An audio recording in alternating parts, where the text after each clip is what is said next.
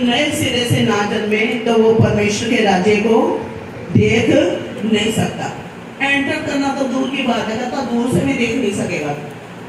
नए सिरे से जन्म लेना कैसे? जल और आत्मा से डुबकी का बपतिस्मा लेना, तौबा करनी। जो शारीरिक लोग हैं वो आएंगे चर्च में, हर हफ्ते उनकी नई समस्या होगी। लेकिन जो आत्मिक लोग होंगे वो क्या करेंगे? डुबकी का बपतिस्मा लेंगे। उनको पता है मैंने शरीर पर मन नहीं लगाना, क्योंकि शरीर पर मन लगाना क्या है? अगर आज हम अपने शरीर को प्रार्थना करवा के चंगा कर भी ले तो क्या कल ये शरीर नाश नहीं होगा?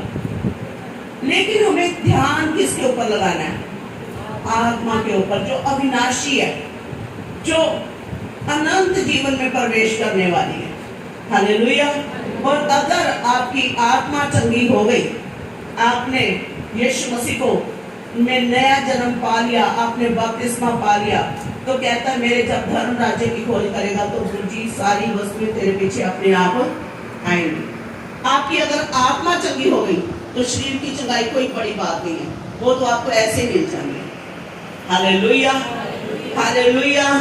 लेकिन हम व्यर्थ बातों पर अपना टाइम कई बार ज्यादा वेस्ट करते हैं। हालेलुया। निकालेंगे हम बुला मांगो, परमेश्वर मुझे अपने पवित्र आत्मा के अभिषेक से भर दे, मुझे अपने महाअभिषेक से भर दे परमेश्वर। और क्या लिखा है? फिर तुम शरीर की लालसाओं को पूरी नहीं करोगे, क्योंकि शरीर आत्मा के विरोध में और आत्मा शरीर के विरोध में। हालेलुया। इसीलिए घरों के अंदर कई बार क्या होता है, एक बंदा आत्मिक है, एक शारीरिक है। और इसलिए मैं बोलती हूँ कई बार आप जब भी परमेश्वर के घर में आते हो मिलकर आओ, क्योंकि अगर आप मिलकर नहीं आ रहे, आपने वचन सुन लिया, आपने तौबा कर ली, नया जन्म पा लिया, आप आत्मा में चलने लगे और दूसरा बंदा भी शरीर में चल रहा है, तो क्या लिखा है? शरीर से जन्मा हुआ फिर क्या करेगा? आत्मा से जन्मे हुए को सताएगा। हालेलुया। इसी कारण उसकी अपनी सोच हो गई। एक बंदा शरीर में चल रहा है, वो अपनी बातें बनाएगा, वो बोलेगा पिक्चर पर चलो, पत्नी बोलेगी प्रार्थना करो, या पति प्रार्थना करने वाला है वो शरीर और पत्नी शरीर में चल रही है, वो बोलती मेरे साथ पार्टी पे चलो। तो ये प्रॉब्लम चलेगी जब तक आप एक मन नहीं हो जाओगे। हालेलुया। क्या लिखा है? शरीर आत्मा के विरोध में और आत्मा शरीर के विरोध में क्या करता है? लालसा करता है। हालेलुया। कि शरीर बोलता है ये काम करेंगे और हमारा आत्मा कई बार हमसे हम अपने आप में अंदर लड़ाई कर रहे होते हैं। फोन पकड़ा हुआ है और पवित्र आत्मा बोल रहा है चल उठ जा बाइबल पकड़ ले, और हम क्या बोलते हैं? बस 2 मिनट और चला, बस 2 मिनट और, फिर पढ़ते हैं बाइबल और 2 मिनट करते करते कब 2 घंटे बीत जाते हैं और बाद में बोलते अच्छा 2 घंटे बीत गए, अब तो नींद का टाइम है, सुबह काम पे भी जाना है। शरीर आत्मा के खिलाफ और आत्मा शरीर के खिलाफ लालसा करता है कि इसलिए कि जो तुम करना चाहते हो वो ना करने पाओ। शैतान क्या चाहता है? शरीर क्या चाहता है? लोग हमेशा शैतान पर दोष देते हैं, शैतान ने ये किया। सबसे बड़ा शैतान जो है हमारा खुद हम अपने आप के बैरी है, हमारा शरीर हमारा बैरी है। हालेलुया। जब भी परमेश्वर का वचन हो रहा होता है, खुदावंद का कलाम चल रहा होता है, शरीर क्या बोलता है? थोड़ा आंख कहता है एक झपकी, क्या कर लो? एक झपकी लगा लो। हालेलुया।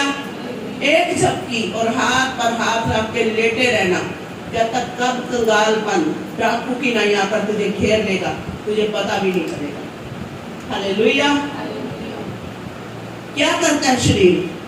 कि जो काम जो परमेश्वर तुम्हारे जीवनों में काम करना चाहते हैं वो ना कर पाओ तुम, इसीलिए शरीर आपको सुस्ती में डालता है। आत्मा सुबह सुबह बोलता है फास्ट रख लो आज, शरीर क्या बोलता है? कल रख लेंगे, और वो कल कभी नहीं आता। हालेलुया। सुबह सुबह आत्मा बोलेगा उठे हो चलो बैठ जाओ प्रार्थना, बस 1 कप चाय लेकर बैठता हूँ, और वो 1 कप कब किचन में आपको घुमा के ले गया, कब कोई गेस्ट आ गया, कब फोन पर बातें शुरू हो गई, और कब आप कहाँ चले गए, वो घंटा आपको नहीं मिलता। Hallelujah, hallelujah. इसलिए बाइबल बोलती है, प्रभु का दास बोलता है मैं आत्मा के द्वारा देह की क्रियाओं को मारता हूं। ये आपके ऊपर डिपेंड करता है कि आपने आत्मा को अपने जीवन में पहला स्थान दे रखा है या शरीर को। अगर आप आत्मिक हैं तो आप आत्मा से शरीर को हराएंगे नहीं। मुझे फास्ट में जाना है, डॉक्टर बोला खाली पेट नहीं रहना, आपने बोला नहीं मुझे फास्ट करना है, तो देखना परमेश्वर कैसे काम करेगा आपके जीवन के अंदर। आमीन, हालेलुया। आपने शरीर को हराना है, इसलिए पौलुस बोलता है मैं शरीर का कर्जदार नहीं हूं। कहता शरीर हम तेरे कर्जदार नहीं है, शरीर का कर्जा देना है। हालेलुया। किसके कर्जदार हैं? कहता उनसे मत डरो जो शरीरों को नाश करते हैं, लेकिन उस खुदा से डरो जो आत्मा और शरीर दोनों को नाश करने की ताकत रखता है। किसके कर्जदार हैं? जिसने हमारे लिए दाम दिया, जिसने हमें लहू का दाम देकर छुड़ाया, उसके कर्जदार हैं हम। Hallelujah, hallelujah. ताकत से प्राप्त की हुई वस्तुएं हमेशा दुख देती हैं। हालेलुया। जो आप अपने शरीर की ताकत से, अपनी दिमागी ताकत से, अपनी पावर से चीजें प्राप्त करोगे, परमेश्वर के टाइम की वेट नहीं अगर करोगे, तो वो चीजें आपके लिए जाल और फंदा बन जाएगी। Hallelujah, hallelujah. अगर आप यशायाह 40 अध्याय पढ़ोगे तो उसमें लिखा है 29 आयत के अंदर ऐसा लिखा है, मैं चाहूंगी हम उसको पढ़ें। हालेलुया।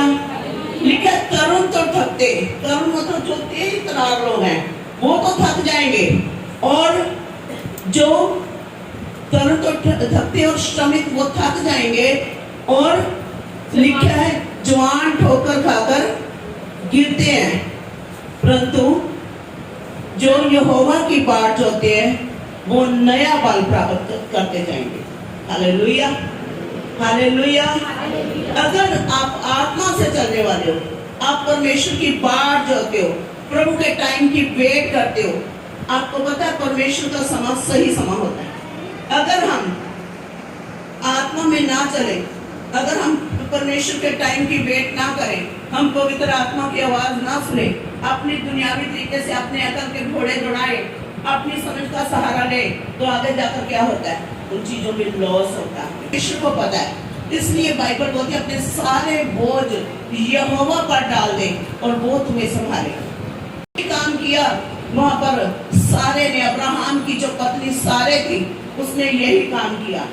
लिखा है कि जब अब्राहम बूढ़ा हो रहा था, 86 का हो गया था, 86 वर्ष का जब अब्राहम हो गया, उसके घर में कोई संतान नहीं थी, और सारे जब देख रही है कि मैं भी बूढ़ी हो रही हूँ, तो उसने अपने पति से, अब्राहम से बोला, देख मैं तो बांझ हूँ, मेरी कोख तो बंद है, और अभी हमारे पास एक दासी है, हाजरा नाम की दासी है, नौकरानी है, तू उसको अपनी पत्नी बना ले और उससे संतान पैदा कर, ताकि हमारा वंश चलता रहे, क्योंकि हमारे घर में कोई संतान नहीं है, हमें वंश मिल सके, तो अपनी दासी के द्वारा संतान पैदा कर।